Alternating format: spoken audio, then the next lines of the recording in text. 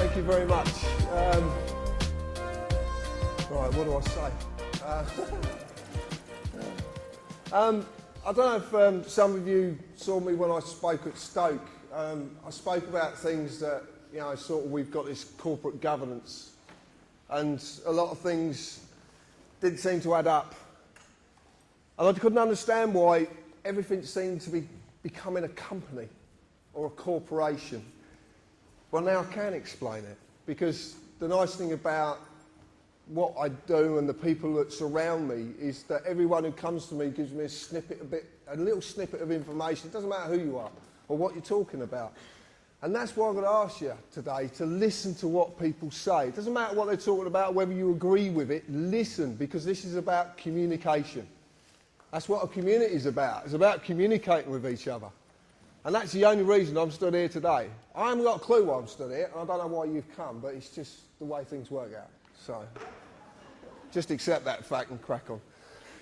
Right. A lot of you know that we've got a little website called TPUC. I am a carpenter by trade, and I still am a carpenter. I was down recently for a doctor friend laying a bamboo floor, so I still do the job. I have to live. I started this website, and I didn't really know why I started it. But an amazing amount of information came to me that I didn't really understand. And some of it I still don't understand. And I started to look at it, and there was a jigsaw puzzle unfolding in front of me, and pieces were slotting in, and this is the presentation you're going to see. So I want to ask you some very simple questions. And before I start, I want to say that Albert and John are good friends, and I do not disrespect them in any way. I just come from a slightly different perspective. That's all. Okay, so what they've said is very valuable, and I'm not going to diss their information, but I just want to give you another way to look at life as we know it. And the top one says very simply, do you believe that Parliament is elected to represent you and your wishes? Right, okay. I love this. So, right. Do you really know what politics are about? Do we really understand this word politics? Okay. Some do, some don't.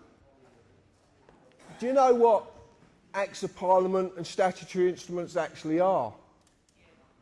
Yeah? So we understand what these things are, and we have to live by these things. Right. If anybody has seen a presentation that I've done before, and I've done a few around the country, I know you're going to have a lot of these answers, but obviously there's a lot of people who don't. So for the benefit of them, if we could kind of allow it to just evolve as it will do. Do you know what a constitution really is? And the clue is in the first three letters, con. That's a clue. Like I said, I'm not ridiculing anybody else's stuff. I'm just giving you my perspective of things. I suppose that's what it really is. Do you know what the United Kingdom really is? Do you know what it is? Well, a lot of people say, you know, a lot of people have got this image of what the United Kingdom really is, and it's far from united. That's one thing I will say. Far from united. You live in a society. Can you name it? Oh yeah, you've seen it before. I normally say something very different, but there's a lot of people here, and I'm going to curb my language today. Well, I'll try my best. If you don't like swearing and you are adverse to the odd swear word, then I'll tell you when to cover your ears. Now. No one did it. Right.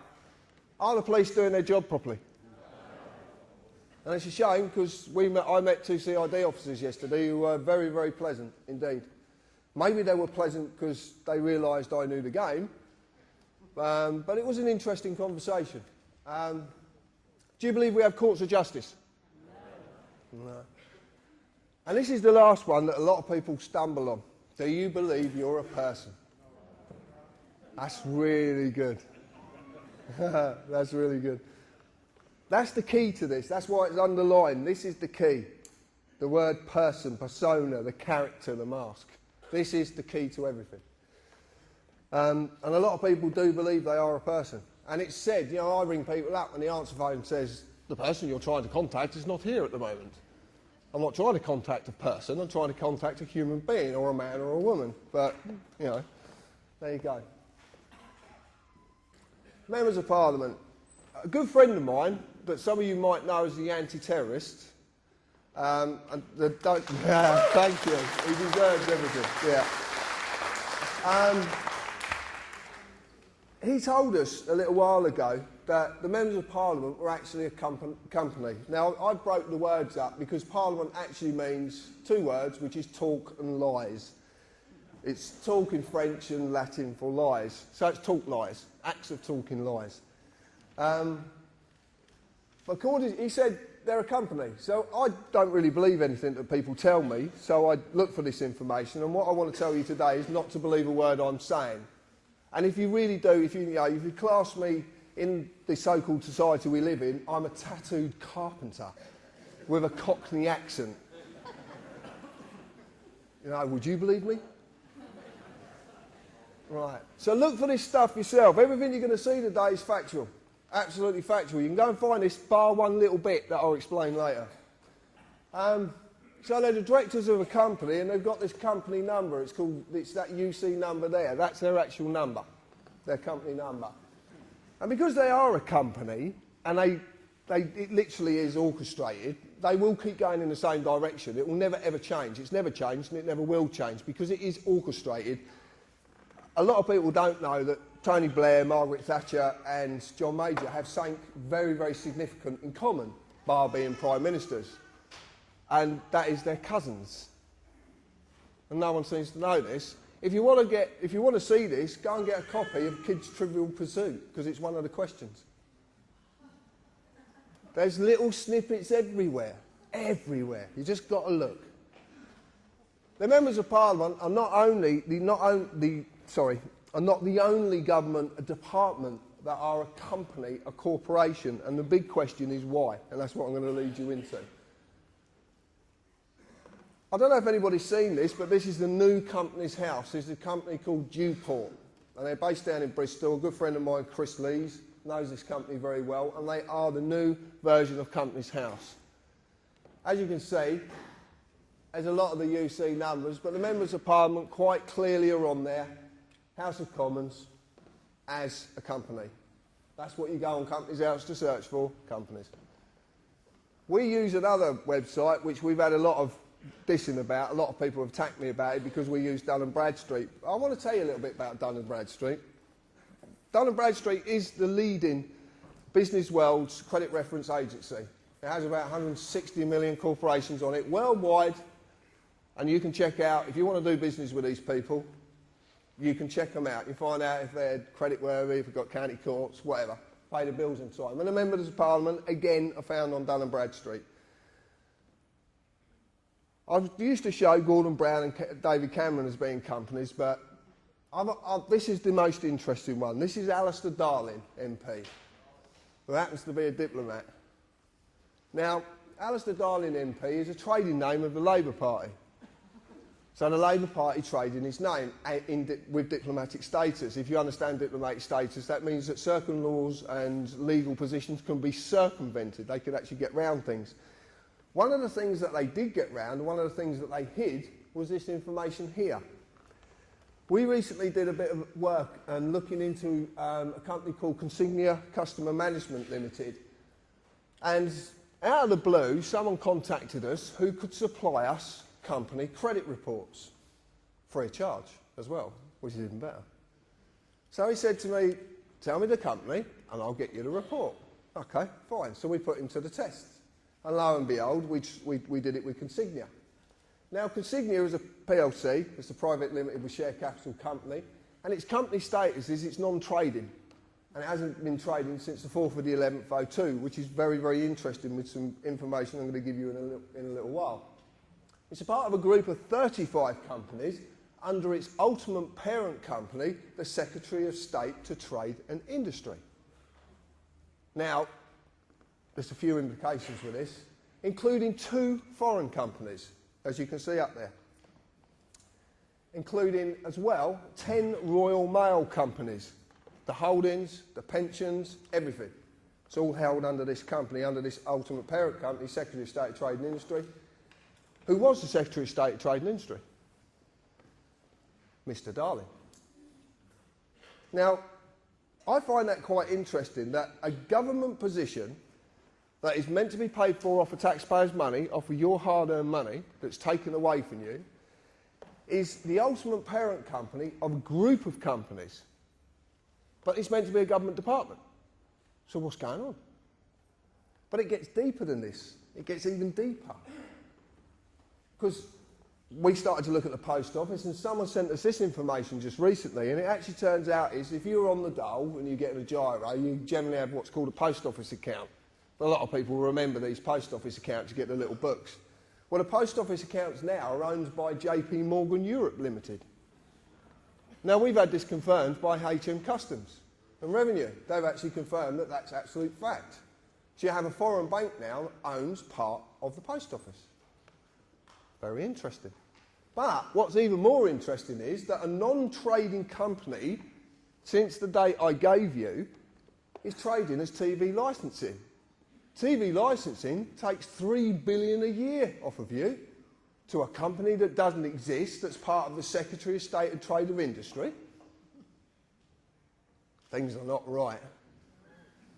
Things are not right. I could put a lovely swear word to that, but I'm not going to. I could though. So there's something very, very wrong, okay? And this is all hidden. You wouldn't know about this unless someone like me comes along and says, oh, did you know this? So I started to look at politics, because I didn't understand politics. I certainly didn't understand what Parliament, like you can understand the formulation of Parliament, the history of Parliament. I understand that. But I looked at it, and I'm not going to read it out because it doesn't need to be read out because it says exactly what's clear. But the interesting part about it is what policy is, because it's actually a written contract.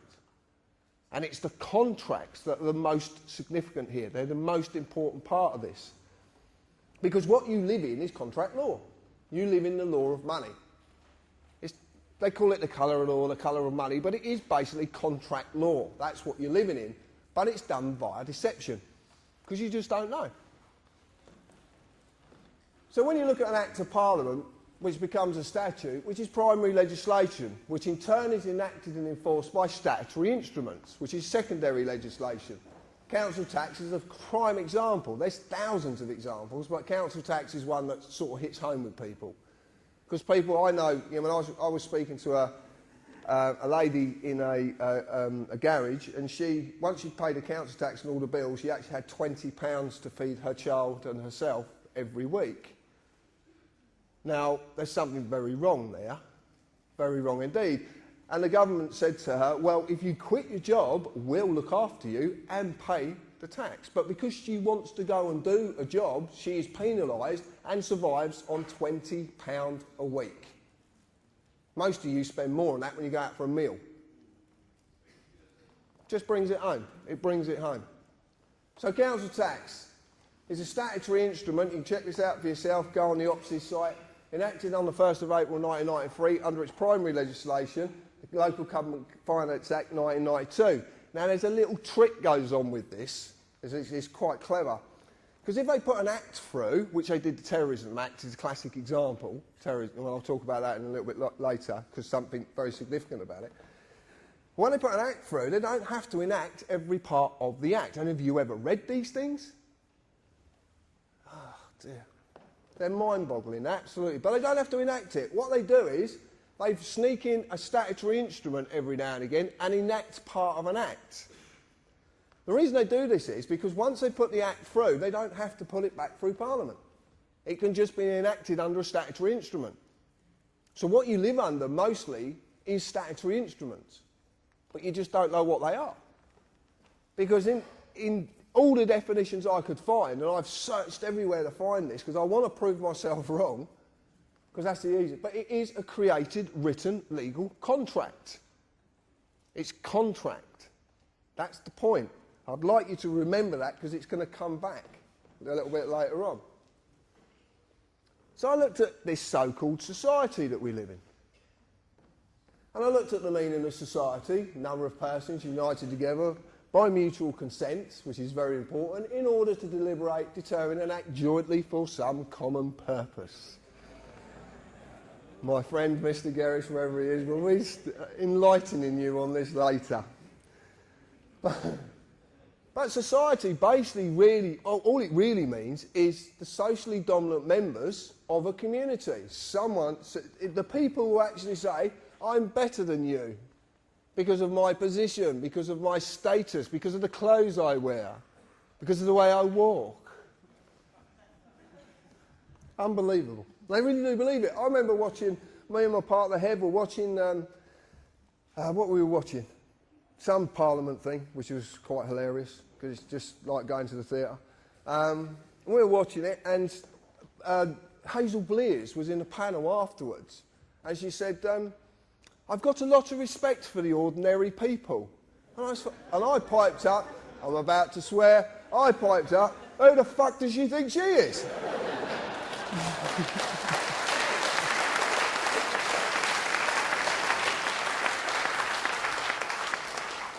But it all evolves around this word, status.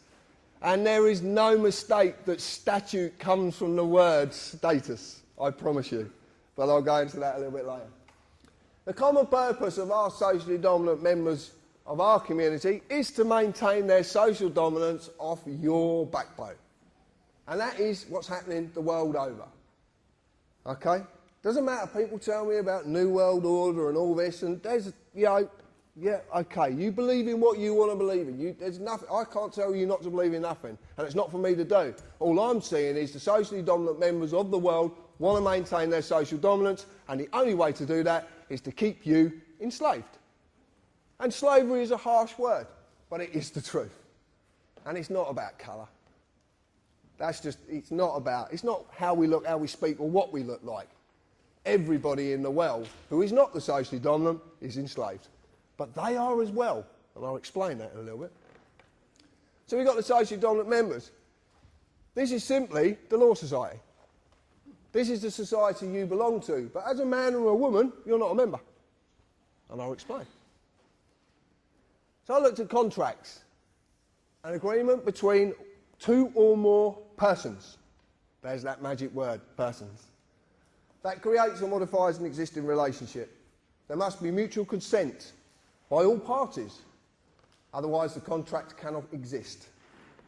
Cannot exist unless there's mutual consent. And this is very important. It's another thing I'm going to come back to. So I looked at a constitution, which John explained earlier, the way his take on it. And, you know, pretty much that's it, basically unwritten. John talked about the American Constitution, ours is unwritten. The reason I see ours is unwritten, because something that's not written down is easier to manipulate. Very simple. Very, very simple indeed. But see, the point is, a man or a woman is legally known as a thing. Did you know that? You're a thing. No, you are. You're a thing. That's what you're known as. Things. For nothing of substance, natural, and I presume you're all natural, can exist in the legal industry. The thing has to be given a legal personality. A legal person. A certified name. A man or a woman is not a member of this society. The certified name, the legal personality. The legal person is. This is all that is bound by the rules of this constitution of the Law Society, which is actually Anderson's constitution. Now, if you're into the Ministry of Funny Handshake stuff, have a look at Anderson's constitution. Makes fascinating reading. So what I decided to do, and there's a lot of help from Richard, who sat in the audience, one of the admin, Heaven, my partner, Dan, a lot of people have given us help about this, and the anti-terrorist again. This is actually what an Act of Parliament is defined as, a statute is defined as. And it's quite simple. It's a legislative rule of society given the force of law by the consent of the governed, as of a rule of a corporation. Now, as it says there, by its own definition, it tells you it's not law. It can be given the force of law if you agree, but it doesn't mean it's law, because it says it's not. This comes from the neuter of Latin, status, the legal character or condition of a person or thing that is actually a maxim. Do we know what a maxim is? Right, well, a maxim in law is an internationally recognised fact in law that cannot be disputed, rebutted, or even talked about. It is a fact. And maxims are very powerful. There's a lot of them that are good, and there's a lot that are bad. So if you are going to use maxims, just use the good ones. Now, I've been attacked over this so much. The United Kingdom Corporation Limited, formerly known as United Kingdom PLC, United Kingdom Corporation, and now we believe it to be known, and I will say believe because I can't show you the evidence yet, but we believe it's the UK PLC company, and it's on Dun & Bradstreet. So as far as I'm concerned, it exists. But I've been attacked. Oh, you can't take that. It's just a website, blah, blah, blah. Okay, so if it doesn't exist, why is it in the Public Records Office being talked about on at least 3 occasions? Why is it there? If it's something that's complete fabrication, that is not, it's got no tangibility at all, why is it being talked about? And this is in the Public Records Office. Go and look for yourself.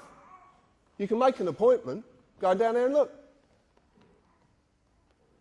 United Kingdom Corporation has employees, and that's not just civil servants, that's anybody.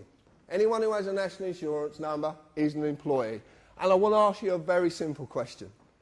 If you have national insurance, why do you need any other insurance? But surely it covers every eventuality and everything. You've got national insurance. And you've even got a policy number.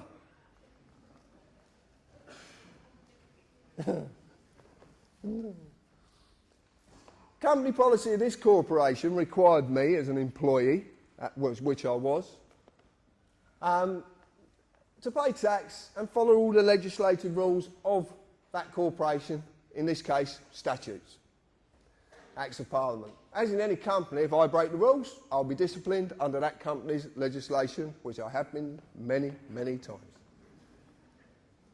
Now, the disciplinary procedures of the United Kingdom Corporation are quite simple. See, because the police of the United Kingdom Corporation are all companies. Oh, shock horror. No one believes me. Not companies. Oh, they can't be companies. They're the police. How could they possibly be companies? But they are, because they have to be.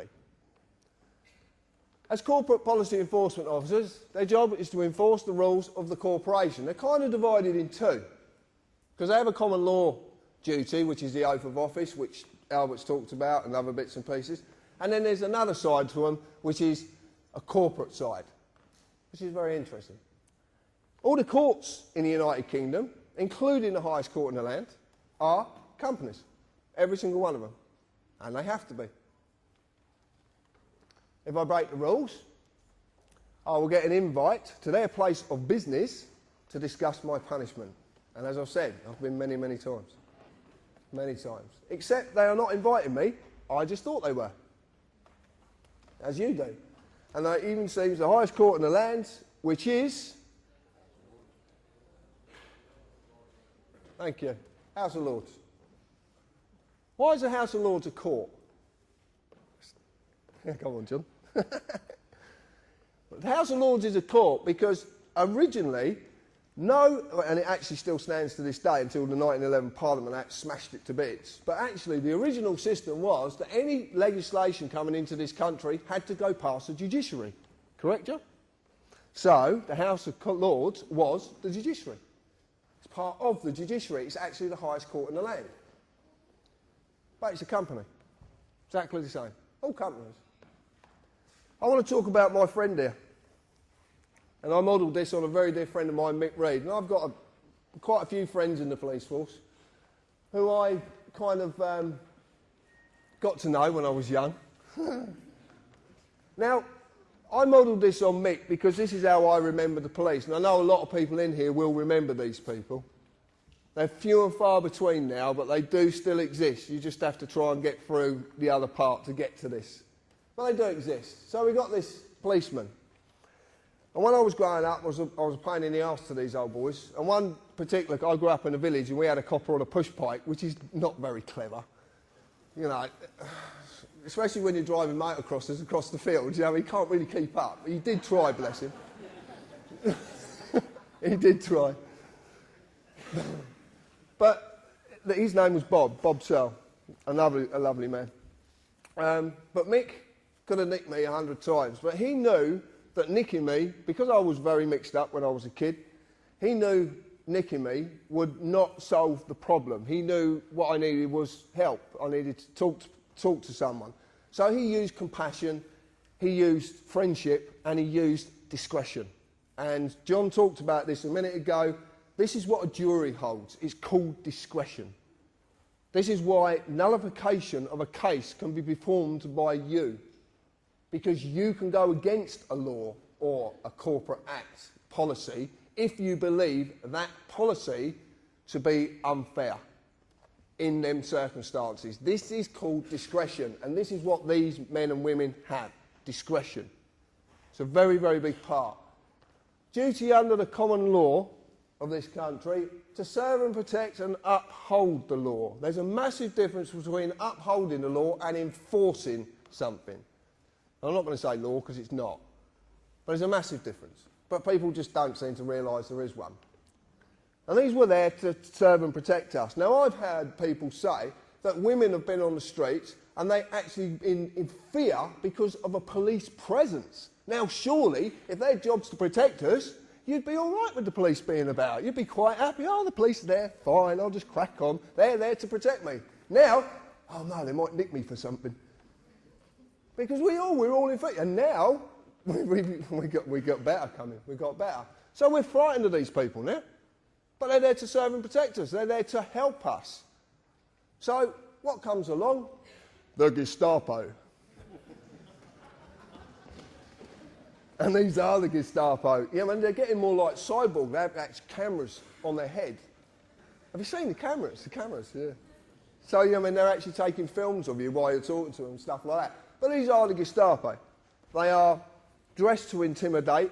Some of these people, I believe, if you actually sat them on a chair and asked them to get up, they couldn't get up because of the amount of clobber they've got on. But these are corporate employees. They're revenue collectors. They're there to enforce the acts of Parliament upon you. They're there to enforce contracts. That's all they're there to do. And they do. Every time you get nicked, I don't know, when I've been nicked, they always tell you what you've broken. This legislation or this act, blah, blah, blah, blah, blah. They seem to reel it off. It's quite clever how they do it. But it's always an act. But the clue's in the word, act. It's an act. That's why they call it acting. But it gets better. Because now we got these.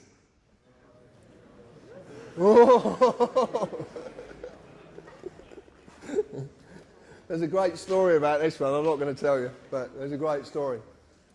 So what we've got is we've gone from all of this to these. And this is, as you know, a police community support officer who actually has no powers whatsoever. Nothing at all. But we know that they were given a warrant card and a copy of PACE and told to put it somewhere because you're not going to quite need it yet, but you will in the future. Now, that's a very interesting thing to say to someone.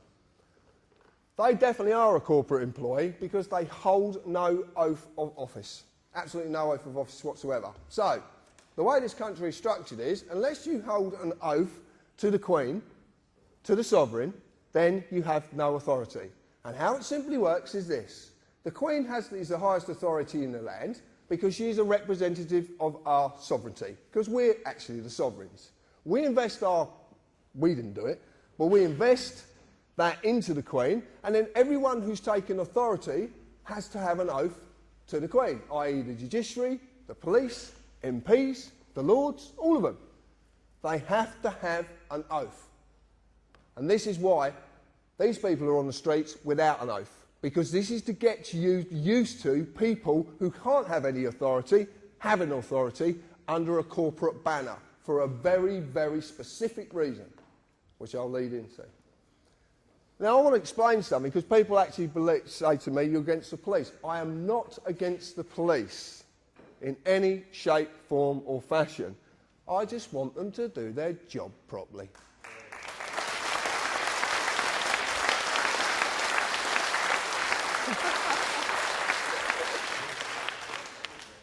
Earthquake's gone. Right, we're okay. So, I've done this, and it's absolutely true. This will make more sense in a little while. There is a massive divide between these two and that. Although these two, well, that one's not. This one, it's not because of the sex as well. But no, because... Oh, forget it. You get the idea. I've got a little video I'd like you to watch. Now, a lot of you might have seen this video before. It's by a friend of mine, Darren Pollard. It's fantastic, this video. It really is. I'd like to explain, there is some writing in it. You might not be able to read it. Don't worry, I will explain afterwards. But just have a little look at this. I don't actually know if this is going to work. Oh, it is. Have we got sound, Andrew? It'll come on in a minute, mate. Oops.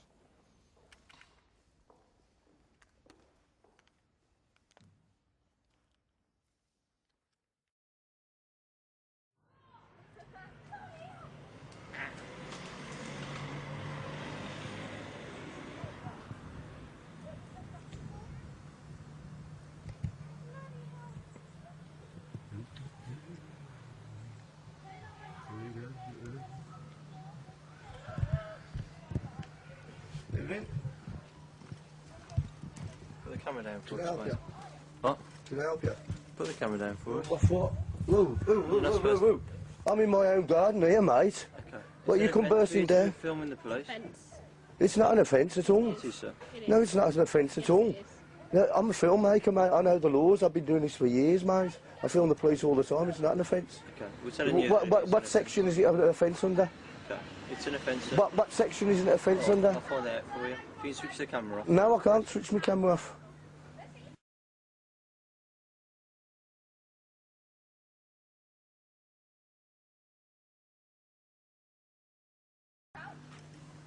I'm not doing nothing wrong. I'm in my own garden. You've come round our path. I do this all the time, mate. Yeah, if you can.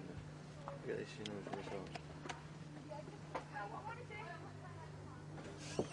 Get the mobile phone, the solicitor. Mate, this is a free country. You're entitled by law, yeah? Sorry, it's Claire. You've got a listening number for the Sarge. Sarge, just quickly, we've just done a stop check Absolutely, on no the problems, Welsh sir. farm. There's a gentleman here that's filming us.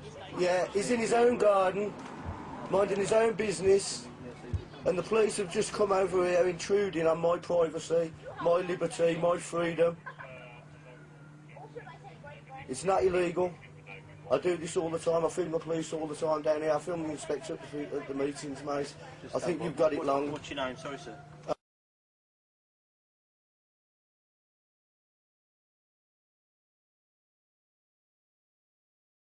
I think you've got it wrong, right? And you know what you ought to do, mate? Do you know what you ought to do?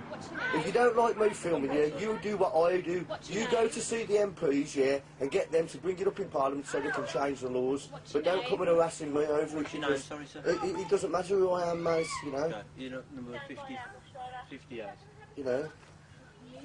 I'm not doing anything wrong at all, mate. Nothing wrong at all.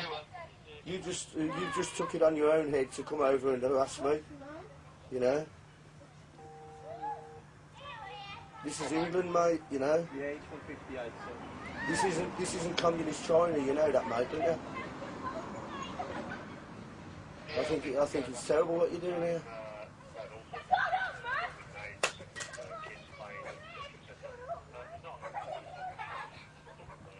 Yeah, it's not an offence, mate, see? We can more pick that up better than your ears. Pardon? I said my camera would pick it up better than his ears. Pick what up? It doesn't matter. What do you mean, pick what up? It doesn't matter. You're just trying to make an issue here and I'm not biting for you. I'm not doing anything wrong. What did you say? I'm not doing anything wrong. What have you just said to that? It doesn't matter. I'm not doing anything wrong. I haven't done anything wrong. What are you trying to make an issue for? I've not broken no laws. You come over here harassing us, mate.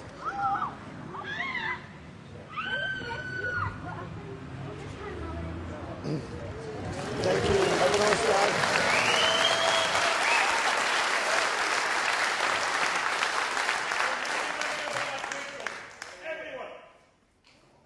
What was that?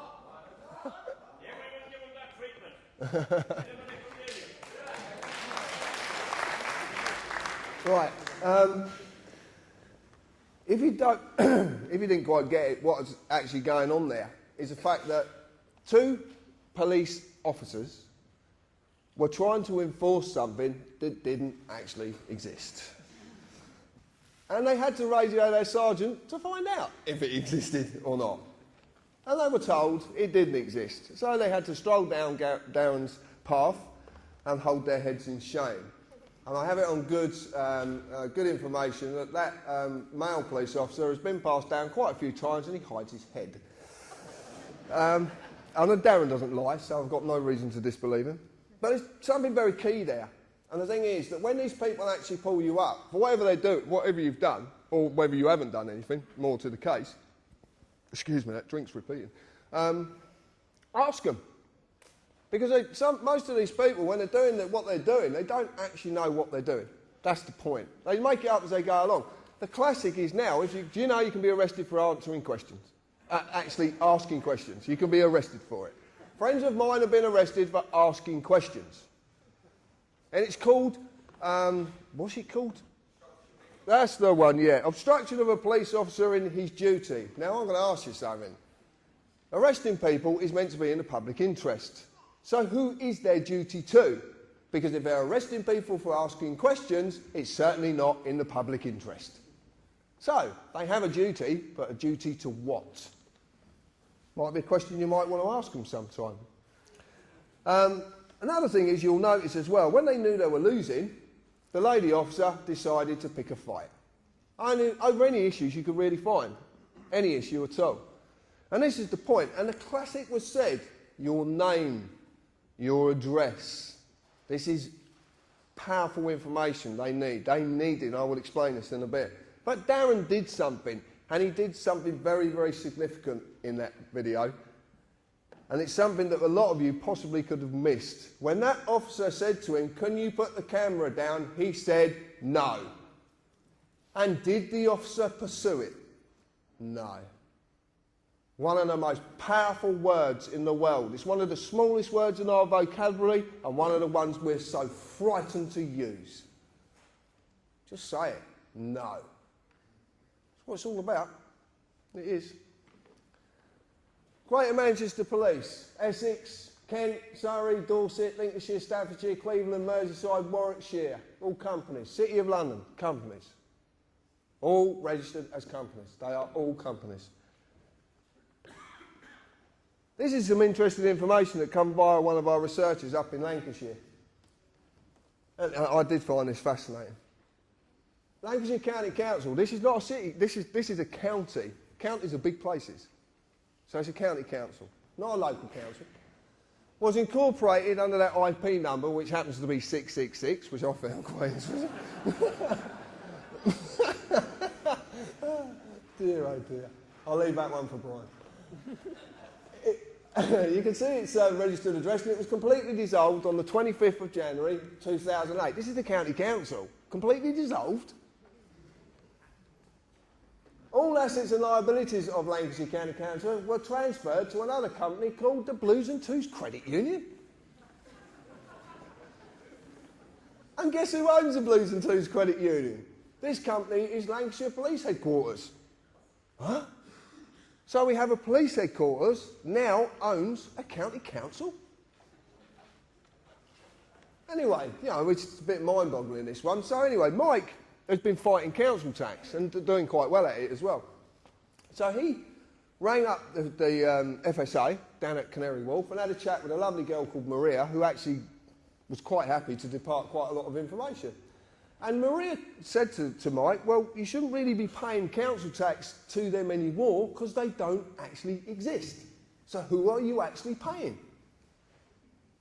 Which I found fascinating. Well, it turns out that a few people have jumped on this and started to ask some very, very awkward questions regarding this matter. Because, truth be known, even if council tax was lawful, which I promise you it's not, and lawful and legal are not the same, and never the twain shall meet, ever.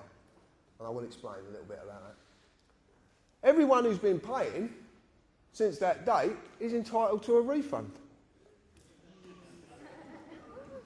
How many more are doing this? How many more people can get refunds? And this is all about money, I promise you. There's nothing more. This is about money. So we found this very fascinating. Same again, I don't really believe. I like to go and look for information myself, which is what I'm asking you to do. I don't want you to believe me. You can go and find this. So I went on Companies House, as it used to be, and lo and behold, there's the IP 666. Lancashire County Council, company removed. Lancashire County Council dissolved on the 25th of the 1st, 2008. Now, there's something very significant about this, because if you go and try and find this now, it's not there. Now, they're not allowed to do that. But who owns Companies House? Have you looked at the web name? It says .gov. So, we have a company, a council that's not meant to be a company, because you bring them up and ask Lancashire County Council if they're a company. You get some really interesting conversations with these people. We're not a company, but you've got a registration number. And it's got 666 in it. What's going on?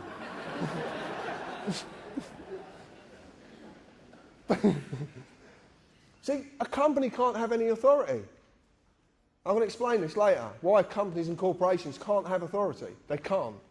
And it's quite simple, but I'll explain it. Anyway, so I went on Dun & Bradstreet, and lo and behold, Blues and Twos Credit Union, Lancashire Constabulary, Federal Office. Federal? Are we a republic? I presume, I always understand we're a sovereign nation. Or are we? Or have we been a republic for a lot longer than we could possibly imagine? But I'm not going to talk about that now. I'm bringing a book out. I'll just get you to buy it, that's all. Right. This comes to us as well, which is fascinating. Devon and Cornwall Police. Devon and Cornwall Police have been taken over by a company called South West One. A police force, a whole county police force, is being taken over by a private company. South West One is part of a group of companies whose ultimate parent company is IBM. Oh, you know about IBM. Right, I don't have to say anything. And this is a police constabulary. A public service paid for by taxpayers' money, well, supposedly, who only have any form of authority because they hold individual oaths. This is what I talked about with the police. The police service as a whole doesn't hold an oath because it can't. It has to be every man and woman in that service. If it's for me, I'm busy. I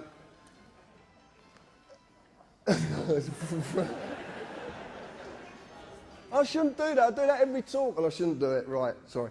Yeah, so they can't. So it's got to be on the man or the woman. I don't like using the word individual, but it's the only word I could put there, because individual doesn't mean what we believe it to mean. So now Police Constabulary is being told what to do by a private company, a bit like the ACPO. You might have heard of them. A non-profit making organisation that's made up of chief police inspectors that has 18 million in the bank. I want to ask you, how do you get 18 million in the bank when you don't make profit? Interesting.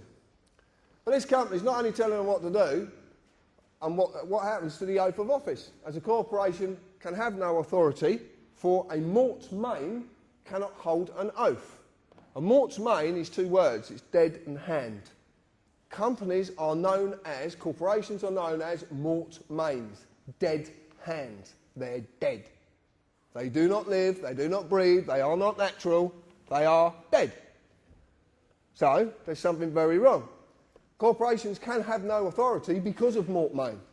Land cannot be alienated by mort main because corporations can't own land. That's why your house is called property, because that's the little trick they use. They turn land into property.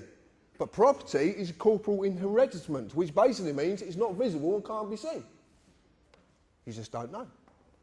There's a lot to that. Again, you have to buy the book. No. Right, this is what I want to talk about. This is it. Legalese, a language of a company called the Law Society, and it simply is a manipulation of the English language. That's how simple it is. And people say, the Law Society is not a company. Well, according to that, it is. Anybody got credit card debts? Yeah, they're good at. And what do you get phone calls off these people? They're quite insistent, aren't they? Yeah. So what do they ask you first? First thing they ask you, your name. And then they ask you for the first line of your address and your postcode and then your date of birth. Don't they? That's every time. Have you ever wondered what happens when you actually say no? It's really funny. You want to try it. No, if they ring up and they say, Mr. Harris, I say, yeah, okay. I say, may I confirm your first line of your address and your postcode? No. What do you mean, no? You have to. How are you going to make me do that? It's so simple. You just don't.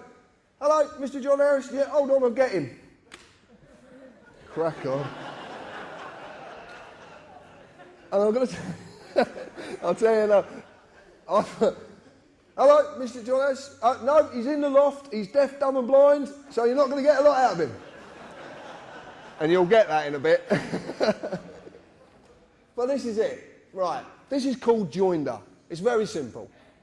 And what it is I am asked my name and address and date of birth. This is only to establish the legal personality, the legal person, the address of the legal person, as it says it up there, the address, the name, and when the legal person was created. This is very similar to a way that they would deal with a company. Very similar indeed. Once joinder has been established, they can then offer a legal person a contract. As you've seen, Acts of Parliament are contracts. Okay? Statutory instruments are created, written, legal contracts. So it's a contract. But they need my consent.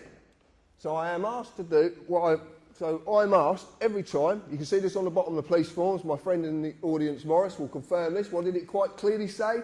I understand.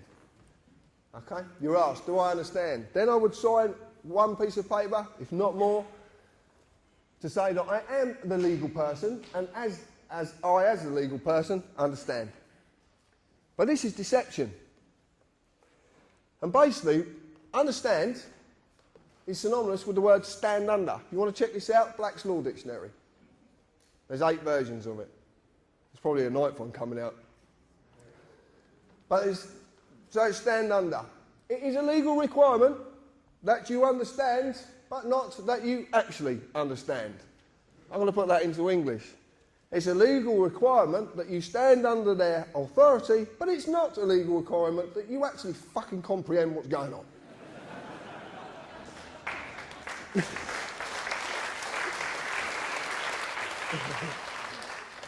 During any process I'm subjected to by the corporate officers, I will be asked at some time, do you understand? This is simply about getting your consent, because you have to say yes. Because a contract is a contract, and a contract can't be formed unless all sides agree, give mutual consent. So you're asked it. Do you stand under me? Do you give me a corporate officer authority? That's what they're actually saying to you. But it's not you, it's a legal person. It is this piece of paper. This is a blank one. But this is this piece of paper. This is all they can act against. But you need to represent it. And that's what the joinder's there for, to get you to represent it. So let's look at a fixed penalty notice, the deception of notice, joinder, understand at work. This is it at work, very simply. In legalese, a notice is not a bill. A notice is not a demand, it is an offer of a contract. Notice is synonymous with offer. When the offer has been made, the legal person must be established through joinder, for the legal person is nothing more than a piece of paper. But they have to establish it. Otherwise, they can't offer the contract to it. Because of this, they need the man or woman to agree to represent the piece of paper by saying, I understand.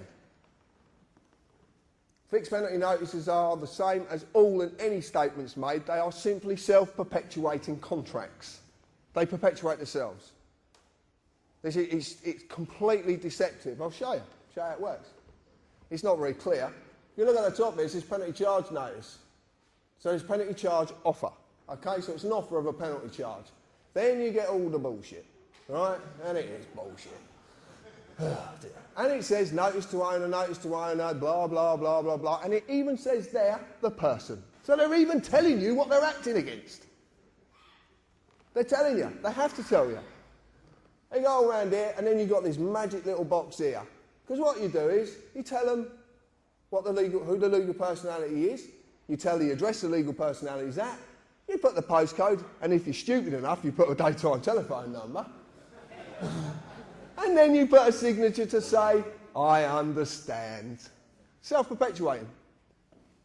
Self-perpetuating contracts. So simple. An arrest, if you make a statement to the police, is exactly the same. It's a self-perpetuating contract. You just don't know you're doing it.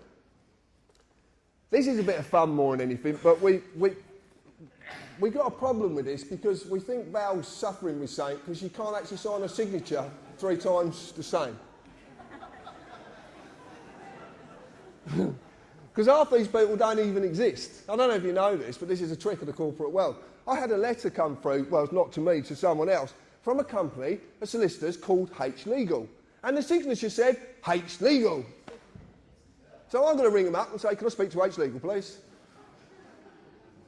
But this is what they do. It's amazing. Now, that's one of my favourites, this is. If you get this information today, you never have to pay a TV licence ever again. Serious. You don't have to pay it. This is dynamite, this comes from a mate of mine in Milton Keynes. He sent me this, and it was just, we just had such a giggle, because this is what this is about. Laughter. It's about laughter. Believe me, it's about laughter. Don't worry about that bit and that bit. I just want to read you something. We will present evidence found of your watching TV without a licence. Yep. How are you going to do that? So we're in the court. Your Honour, here's his TV. That was the chair he was sat on, and he was sat like that watching it. Your Honour, I was outside the window with the video cam, and I caught him. What a load of bollocks. But it's true, you know, I mean, they can't do it, so they have to fool you. And this is dynamite, this is genius. Whoever come up with this stuff is a genius. I'm going to say that open-heartedly because it is so simple. But it's shrouded in complications, so you don't understand it. That's the idea of it. But it just took a simple carpenter, and believe me, I am simple. Right, let's change the words. Let's use legalese on this, okay? We talked about maxims in law, internationally recognised facts of law. This one's a maxim at the top. It's called the inclusion of one is exclusion of another. This is a very powerful maxim. Now, it says here, which may include a statement taken under caution by one of our enforcement officers. Sounds ever so threatening.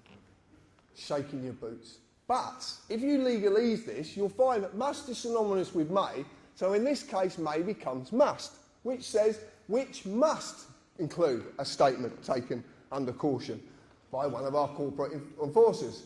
Because of that maxim, anything after includes is all it includes. So basically, you convict yourself. You make a statement, and guess what you do?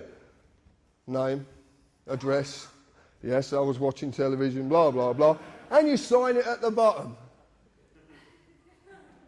Self-perpetuating contract, then off you toddle to a court because you think you're going to get justice, but you're actually going to suffer a thing called summary judgment because you've already established your guilt. They don't have to establish anything. This is the simpleness of this. This is how clever it is. It is so simple. A statement, actually, when you break the word down, means to set down lies. That's actually what it means.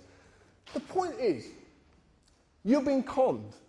When you look at the wordings of all these documents and you start looking at the legal world's documents, believe me, you can tear it apart. When you've just got a little bit of this information, you can rip it to pieces. You really can. So watch for this. When you look at their documents, watch for this. Summons is a deception as well. Summons is synonymous with invitation, so you're actually being invited because you can't be forced. That's why must is synonymous with may, because you can't be forced. You can't be forced into a contract. They can't force you into it. Because it's not law, you can't be forced. So they have to trick you, deceive you. This is a classic one. They are inviting a legal person to a corporate place of business. And believe me, they are corporate places of business. They really are.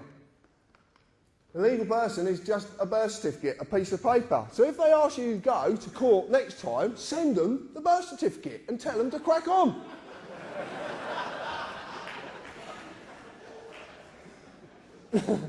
This legal personality was created by the United Kingdom Corporation. The history of this document is very, very simple. In 1856, the GRO was incorporated. In 1857, birth certificates came out. In 1874, Deaths and Births Act went through, and this was topped up in 1953.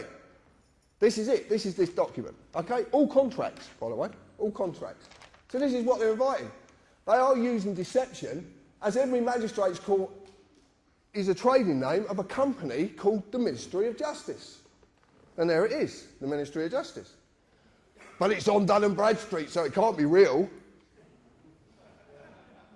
Oh, okay then. But they're trading as a magistrate's court. So, if you're on Dun & Bradstreet, you can buy a report. So we bought one. And there you go. Ministry of Justice, Selborne House, it's all there. Line of business, government department. That's interesting for a start. And they trade as the Asylum and Immigration Tribunal, Magistrates' Courts and the Public Trustee's Office. I've highlighted really what I found significant because who owns this business? No parent company. Now that's interesting. In the business world, if there is no parent company, that means they are a parent company. And it's obvious because they're trading in their name. So they're the parent company of all them businesses. Every single one of them. Who are the directors? Lord Faulkner. If you don't know anything about Lord Faulkner, have a look at him and have a look at his brother as well. Very, very interesting. Are there any significant legal proceedings, events against this business? A county court judgment was registered against this business on the 16th of the 12th, 2008. So, right, let me get this straight. We've got a business that's not meant to be a business, it doesn't even do good business. Well, that's the truth of it. And then the last part was the one that got me. Year this business started, 1600. So anyway, we rang up Ministry of Justice and asked them a few questions. And they didn't want to answer.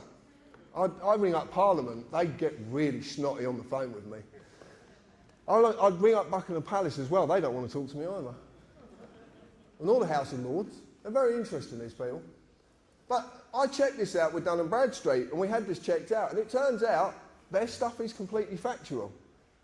There was someone that I was recently, I've got to tell you quickly about a friend of mine over in Wales who rang me up, and he's a lawyer, he's a statute lawyer as well, constitutional lawyer, and he rang me up, named Martin, and he got a lovely Welsh accent, and he said, John, he said, do you know the name for the legal world, the legal system? And I said, no. He said, well, the Latin name for it is bollocks. But you're laughing. But it's actually B-O-L-L-O-X, bollocks.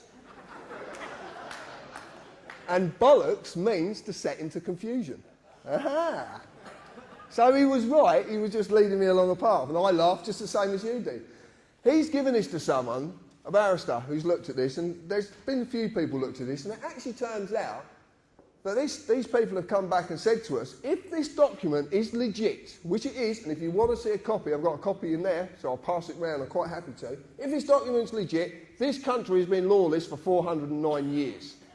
Because the whole justice system is being dealt with by a company. And this makes complete sense when you look at the history of between 1600 and 1717. Again, you have to buy the book. Anyway, when you've bought a report, you can track a company in case there's any adverse credit issues come up. So we decided you have to pay for it as usual. And it turns out that payment performance of the Asylum Immigration Tribunal had gone down to 31 days. And it's actually a blue star, which is pretty bad in Dun & Bradstreet, basically saying don't do business with these people. Really don't do business with them. But what's interesting is we brought this out of the Foundry, and we talked about this, which a few people will know about. About 2 weeks afterwards, there was a little fire in the city. Guess what building burnt down? The Asylum Immigration Building. That building broke down. And all the records. Rather convenient, isn't it? It just shows you there's so much you don't realise that's going on. But this is all heading in a direction which I'm going to get to rather quickly because I'm running out of time. I want to talk about deception of the name because this is very important. If I go to a court, as I've just shown you, a corporate place of business, as the accused, if you go into a court, you're the accused. Point blank, you're the accused.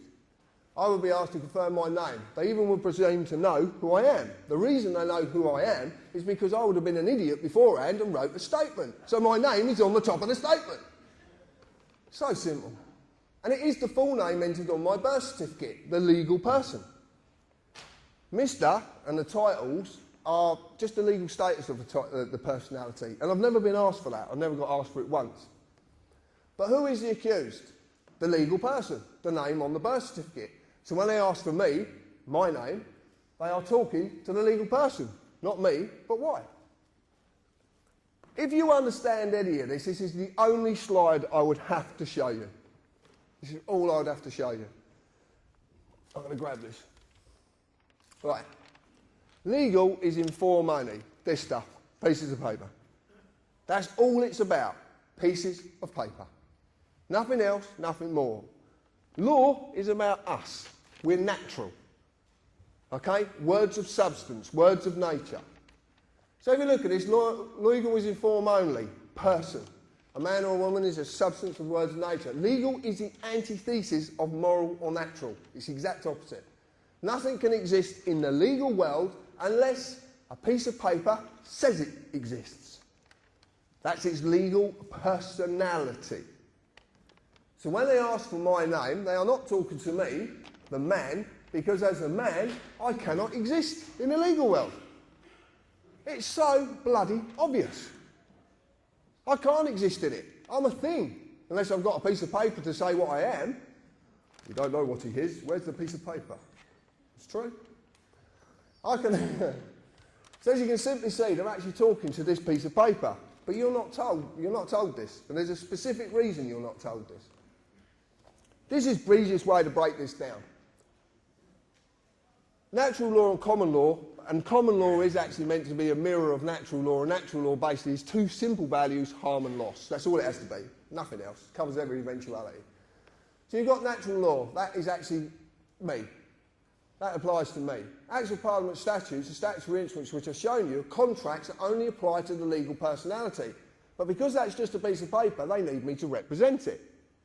Now, I've shown you that United Kingdom is a corporation. I've shown you what the Acts of Parliament statutory instruments. I've shown you the corporate police and the corporate courts, and that's what they act upon. Exactly the same with the councils. That's the system. That's how simply it works. If you look at it and you actually go in your heart, which the lady spoke about earlier, the only basic principles that any nation really need to adhere to are those of natural law, which are harm and loss. You don't cause anyone any harm or loss in your words or your actions. That's how simple it is. As you have seen, the Acts of Parliament statutes only apply to the legal personality, the name, the birth certificate, a piece of paper. As you've also seen, they need a man or a woman to consent to represent the legal person because a piece of paper can't walk, can't talk, and it can't pick up a pen because it's stationary.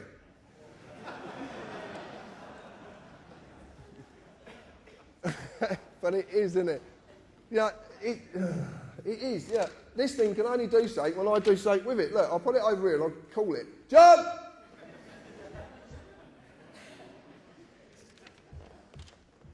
It needs our energy. It needs us to do something. And that's the clue. That's the clue of how to reverse all of this. It really is. Consent can be given in inaction or action. So basically, if I say to you, do you understand, and you nod, that's inaction. If you sign something, that's action. It's that simple. So how did they create it? The legal person, the given name, was created when my birth was registered and evidenced by my birth certificate, a piece of paper. Man created government, which in turn created legal personalities. This is not me, it's a legal fiction I've been falsely identifying with, as most people have. I don't get to say what its rights and duties are. The United Kingdom Corporation does. They created it, but it had to mislead me into doing so via deception. This is the easiest way to put it, and the way that people sort of kind of come to this. Obviously, you know, I'm a man. I exist naturally, and I was created by my mum and dad. Yeah. And I understand it was a pleasant act, but I just don't want to know the details. Subject to common law jurisdiction. Must never harm or loss or cause another any form of loss, and I have a free and unlimited ability to do as I please, as long as I adhere to these two very, very basic principles. And that is where we're all going wrong. The legal person, John James Harris, is the given name which is wrote on my birth certificate. It's a fictional legal entity created by the government via the birth certificate, and it's subject to civil policy jurisdiction. Must fulfil all duties given to the government by the Acts of Parliament, blah, blah, blah, tax and all the other crap. So we looked at person, and we found that it includes natural person, firm, co-partnership, association. I won't carry on. Well, Richie, one of the admin who sat at the top there, actually says, well, how can you define one word using exactly the same word? Because that's a mockery. You're failing to define anything. This is in Black's law. This is the lawyer's Bible. And I know it's their Bible because I had a lawyer turn up at one of my talks with his Bible, trying to take me down with his Bible. And it didn't work. But, in context, that which follows controls, which precedes. Bouvier's 1870. I've lost my piece of paper. Natural person, contextually, person follows and controls, and naturally is lawful and therefore null and void. Now, in English, that means that this piece of paper cannot control me. Because I'm natural, and this is just a piece of paper. So natural person cannot possibly exist. But the lawyers all know this. This is what they use. This is what they're taught. And I actually spoke to a law student once, and I said to her, why are there 8 versions of Black's law? Why are the words changing in 8 different versions? Why don't they stay the same? Surely if a word's defined, then it won't change. If it's defined in a dictionary, why would it change? Oh, well, you know, society, but... Society. When I talked to this law student about it, she said, it's not for you to read. Oh, yeah, what are you hiding then? There's a lot in there, you want to read it. Deception of the personality. I'm going to cover this very quickly, but most men and women believe, they do believe you are a person, you have a personality, you have it rammed down your throats. There's no wonder you believe it. Everything's about person and personality. The personality is a social mask all men and women wear. This is simply the ego, which needs status and control. This is our world. We live in the world of the ego. We live in the world of status. And believe me, I'm battling my ego, and this does not help. That's why it don't help. But this is why this deception works so well, because it mirrors something that is naturally going on inside you. This is a battle you go for. If you're willing to take this battle up, if you're willing to take this battle up. Now, I'm not a religious person. I'm not. I'm not a religious man. I know there's something there, I just choose not to call it anything. That's it. And I don't want to know, to be quite honest with you. I do know there's something, I just don't know what it is. Someone told me the story. I looked at the story of Jesus, and I take what everybody says and I accept their views, so I just ask you to accept mine. I don't believe that Jesus died if he did exist. I believe he did something far greater. He sacrificed his ego. He sacrificed his personality. Because that's what this is really about. He actually sacrificed it, because the only way you can truly live and the only way you can truly love is to get rid of that thing called the ego. We live in an egotistic world. Everybody, look, I've talked about President Obama on Red Ice, and I talked about this, and it's like President Obama is a man, but because of his ego and his status, he believes he now has the right to go into a foreign country and kill people. This is the problem with the world we live in. It's about this word, status. It's about the ego. And I've realised it because I've got the biggest ego in the world. I'm an arsehole.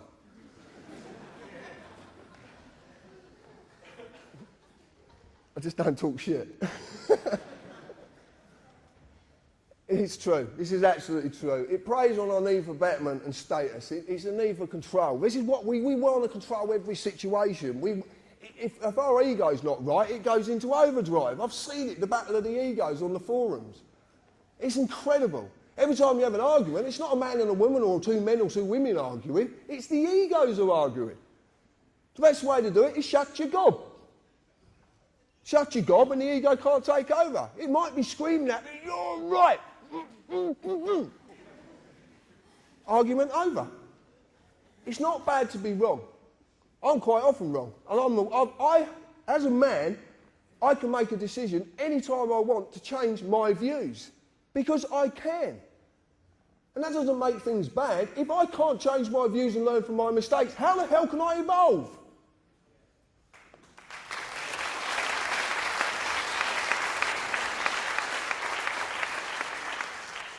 This is a deception. I'm running out of time, so I'm going to have to go through this quite quick. But your parents basically submitted a form, they registered you, and it's exactly the same as when a company's registered. And if you look on your birth certificate, you actually says the birth certificate is not evidence of identity. So it's actually telling you, quite clearly states, it has nothing to do with a man or a woman. It tells you. It's written on it. Also, the fact it holds a Crown copyright on it, so it's not even yours. The same as money. Money's got a copyright on it. It's not yours, it's just a product for you to use. Deception of registration, this is absolutely true. Consider this. Could the government actually take my car away and crush it if I lawfully owned it? Could they do it? Why can't they? No. If I legally owns my car, if I lawfully own it, then they can't take it from me because it's a crime. Okay? Theft is a crime. Doesn't matter who's stealing, it's a crime. But by using the process of registering my car, they duped me into handing over legal ownership. So now a company owns my car. But that's a very unique situation, because if a company owns my car, hold on a minute, I got this V5 document that says I'm the registered keeper. Hold on a minute, I'm the owner. No, you're not, you're the registered keeper. Okay, so if I'm not the owner, that means who I registered to is the owner, which is a company.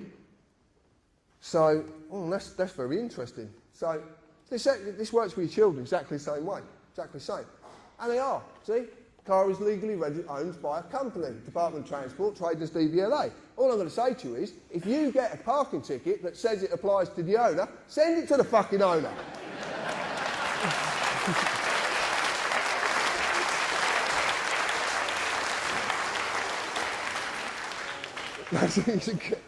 You're going to have so much fun, you really are. Right, why the government companies? This information is from our search provider. This is this gentleman who come along, and I must say thank you, Russ. All government companies seem to have the same prefix at the beginning of their company number. They start with UC. Now, we believe that that means under charter. It could mean unincorporated. We're not 100% sure. But UC companies and Royal Charter companies do not have to publish their accounts as they are exempt under law. Well, that's a bit of a... So if you do start a company, apply for a Royal Charter, because you're exempt under law, you don't have to publish your accounts, you can do what you want. It's true. The service they provide us with is a business-to-business service, and they do not include government corporations in any of their services. Government corporations? We're going back to this company thing. What's going on? So why companies? Let's answer the question. As you see, the Acts of Parliament are enforced by statutory instruments which are in fact contracts. But a contract can only legally exist between two or more persons. What's a company when it's been incorporated? What does it become? A person. It has legal personality, so it becomes a person. So then it can do business with another person under contract. This is why they're all companies. But there's a bigger reason to this, but it's just part of the reason. So a company corporation is a legal person for it has legal personality via a certificate of registration certified name, exactly what you were given when you were born. Exactly the same process. Their legal personality is just a piece of paper as the one you have. So the contract only exists between the pieces of paper.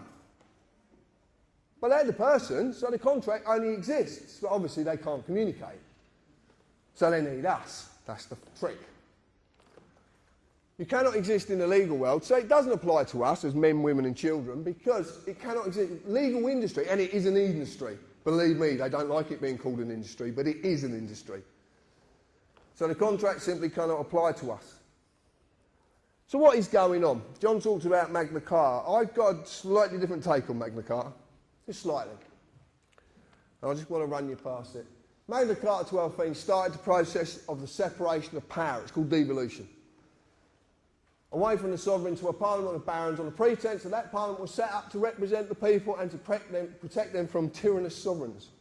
Okay, that was the pretence of it. That's basically what the story is. Now what we are seeing is a devolution of power away from government to a third sector, private companies, to remove the oath of office, to destroy the sovereign and the people's sovereignty. If that sovereign is destroyed, or that position is destroyed, because it's not about who's on that position, it's about the position, then we're stuffed. We're stuffed. I've read the lies, I've read all sorts of stuff about the Queen and her family on the internet, and I've read some quite mind-boggling stuff as well. The point is this, it's been put there to turn you away from that lady for a specific reason, because she's the only one who can actually do something. She holds the power of dissolution at common law. She holds the power of royal proclamation. Do we know what the 2004 Contingencies Act is? We've heard of this document. It's a very damning document, isn't it? But do you know, written in Oxford Law Dictionaries 2008, that the Civil Contingencies Act of 2004 cannot be enacted without royal proclamation? I can't say that word properly, so please, I can't say it. I can't, bollocks. But it can't be enacted without her say-so. She has to declare a state of emergency. You've been turned away from that lady for a specific reason, a very specific reason, because of that power of dissolution. What happens to a company when you dissolve it? Gone. I'm going to get to it in a little bit. This is to finally create the corporate republic, to stop everything that was created from this island being uncreated, because the world suffers at what we created. Not us, but our ancestors created. 52 countries in the world suffer under our hand. Probably more actually now. But they suffer under what was created from this country and went out with the fleet. That's why it's called fleet law. But they have a problem. For as long as I live and breathe, this island, its people and their descendants will never perish. And I'm going to explain why. Nor will their sovereignty. A little while ago, well, about a year ago, I marched myself off down to Buckingham Palace and decided to serve papers on the Queen. Most people actually believe I was out of my mind. What I'm going to say is, I was. Completely out of my mind. And I like being out of my mind. It's a very nice place to be. I really do. So I goes down to Buckingham Palace and I met a very friendly policeman with a very, very big machine gun who said that I can't serve the papers. So I devised a way of getting the papers to the Queen. Now, I didn't know actually what I was doing. I just knew my heart said it was right to do. So I went down there and did it. Therefore, there's an affidavit, the maxim on this, there's an affidavit that unrebutted stands as truth in law. I served affidavits on the Queen, 2 documents. I gave her 40 days, based upon Article 61 of Magna Carta, not Article 61, based upon. I made that mistake. Therefore, with this lawful affidavit, there is no higher authority than me. I am sovereign in law, as I have removed authority from our representative, our sovereign, until such time as a true representative is our sovereign. Now, what this basically means is, because the Queen is the highest point of authority in the land, she only gets her authority from us. So that means I can remove that authority any time I feel fit, if I feel that things have gone tits up. And they have very much gone tits up. So I've removed it. This basically means this document is now in law. It's a new law. This is how law comes about. This is called a precedent. You can call it John's law if you want, but it's a new law and it's for all you to use. You can use it. You go into a court of law and you use this document correctly, you can actually prove to a judge you are the highest authority within that court and there's nothing they can do. Nothing. Because this removes their authority. They have to have an oath to the Queen to take their position as a judge or a magistrate or as a recorder, which is a barrister who's learning to be a judge. So if they have to have an oath to the Queen, you've removed the power of that oath to have any form of authority. You become the highest authority and that law that can't be rebutted. We've got them we've got them. Whatever way they turn, they're knackered. Now, they're ignoring these documents because they daren't face up to it. They really daren't face up to it. It's actually gone nowhere near the Queen. It probably ended up at the FCO, Foreign and Commonwealth Office, which is probably the best place it could go. We, the people of this island, have the power to simply say no. This affidavit says no. You're not doing this anymore. I'm putting an end to it. All the people of the Commonwealth can do exactly the same. And the reason it was based upon Article 61 is because it's lawful, peaceful hindrance with no violence. No violence.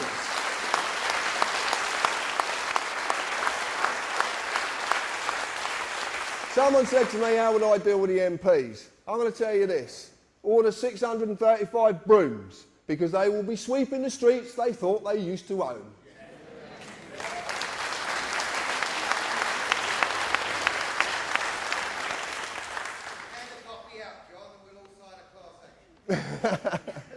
Oh, and we just found out as well, you don't need solicitors anymore.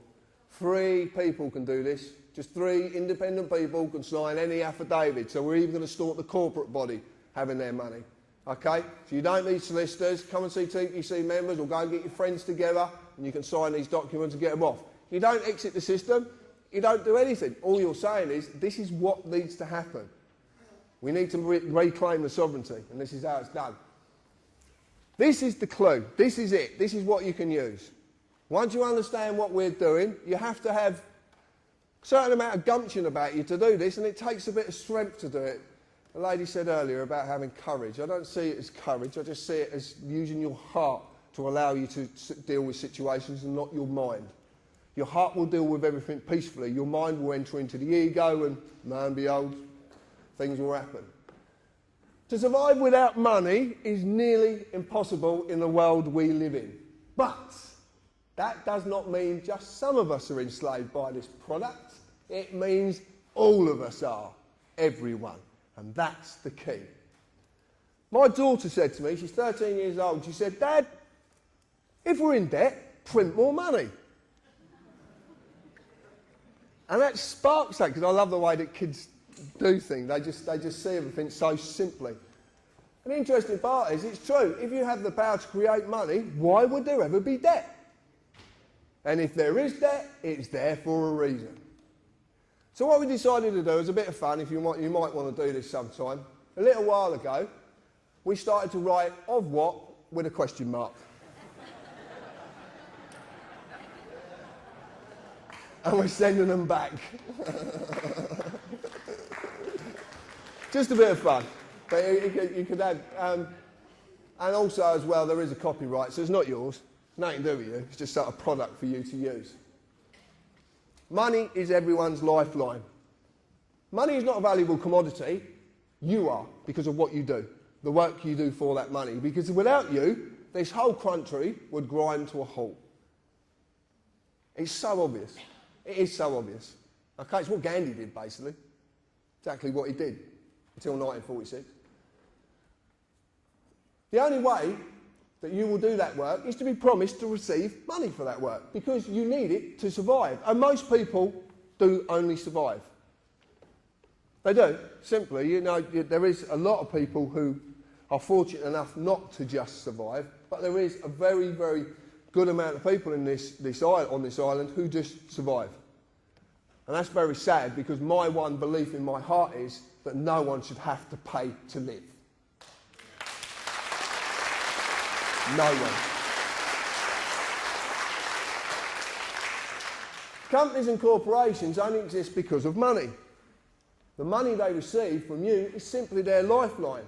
A lot of the time to feed their greed, to maintain their delusion of status and to maintain their social dominance. Because that's basically what it's all about. That's what it all boils down to. But the simple question is, what happens to these companies and corporations when everyone says, no, we're not paying you anymore? They cannot survive. If you have a company that issues parking tickets and no one pays the parking tickets, what happens to the company? Exactly. Now this is something we can have a lot of fun with. We can have a lot of fun with it, believe me. So this is the conclusion. Simple conclusion, don't give them any money. Keep it yourself.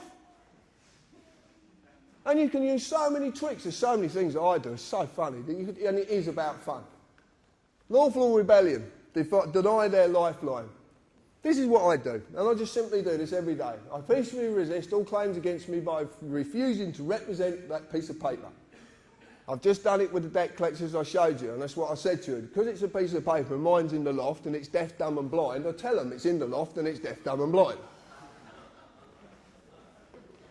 I never accept any of their paperwork. I never accept their paperwork. Every single bit of paperwork that's ever sent to me gets sent back. Because there's something you might not have seen on their letters. Right? This is what we do. It's called no contract, return to sender. Right across the address window. But this is HM Customs, just a load of bollocks from the tax man, who's actually trying to make me bankrupt, which is hilarious. Because I actually said, you're trying to make me bankrupt from a bankrupt company? That's very funny. But they got a return address. So this means this has got two-way travel, because if it's not delivered, it has to be sent back. So I'm just utilising that fact and sending it back to them. So this is what we do. Now I've got a tax man who comes and actually tries to give me the letters. And I just say to him, sorry mate, I don't accept your paperwork. I have a warrant. It's a card. Look, mate, that's a piece of card with writing on it which means fuck all.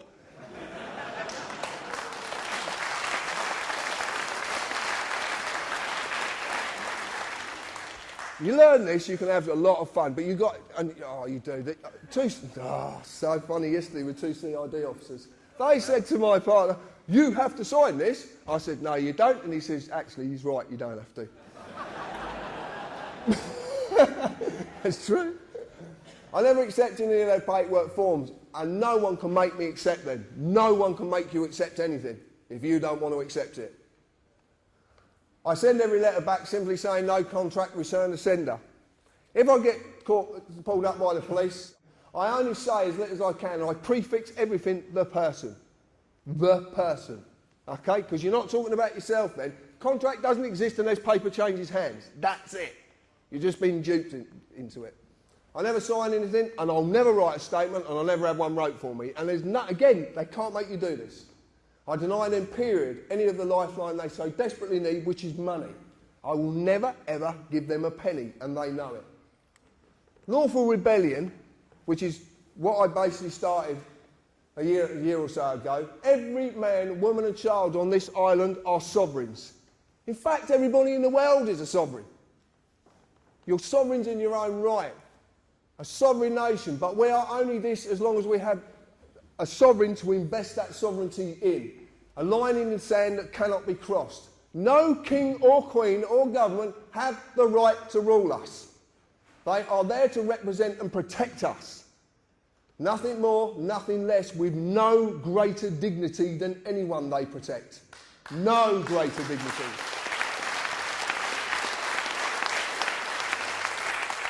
All the power within this island is held by you and granted by you.